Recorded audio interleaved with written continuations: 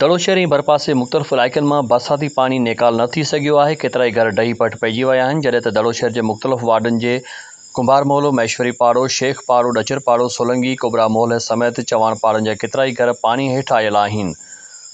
दड़ो मां रिपोर्ट पेश करे रहियो आहे सागर दीदार अली कुंभर।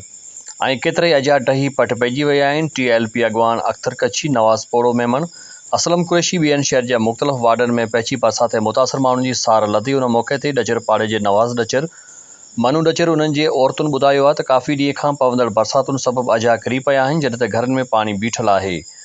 अञा ताईं असांजी कंहिं बि सार न लधी आहे। उन मौक़े ते तहरीक लबैक जे अॻवान अख्तर कच्छी, नवाज़ पोड़ो मेमन ऐं ॿियनि ॻाल्हाईंदे चयो आहे त लखे रुपया माहिवार बजट रखंदड़ दड़ो जे टाउन कमेटी इंतिज़ामिया अञा ताईं बरसाति मुतासिरनि जी का बि सार न लधी आहे।